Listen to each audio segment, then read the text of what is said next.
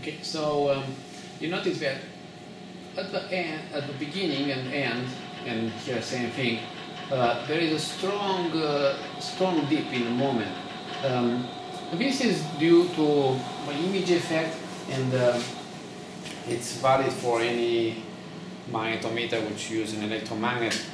What happened in this region above 1.8 Tesla, the iron pole caps became saturated. So further, when we increase the field, their susceptibility changes.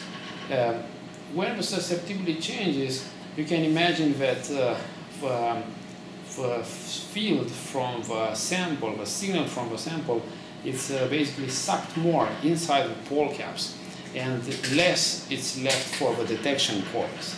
At least to tell it in a simple way.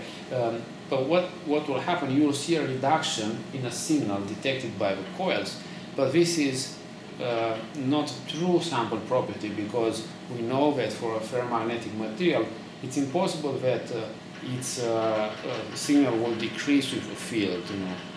It will stay stable when it's saturated, but won't decrease. So this is, it's more or less an artifact which can be corrected. If you want to see it a little bit more magnified, let's go to View,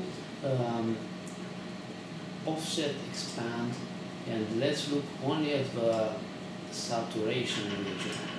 So you see, it's a rather large effect. Here it should be fairly straight and go all the way here. But look, this is a very big dip here.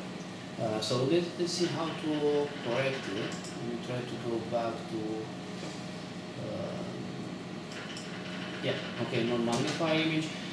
In tools, we can have a saturation correction. Basically, this effect can be corrected, but we don't know how to correct it yet. Luckily, we have a known sample, and we'll determine the new correction. So the default values is will ask you if above 10,000 Ørsted, which is 1 Tesla, is this sample saturated, basically the moment it's linear with field.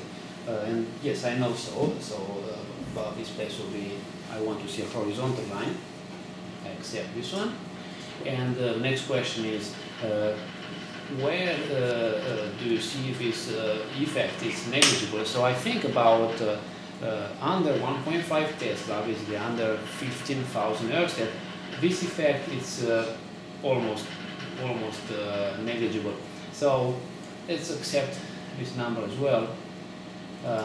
And this is a suggested correction. If you notice here, it made it pretty much straight, so I'm happy with this result. So I'll say yes, apply this correction. Now let's view again what happened.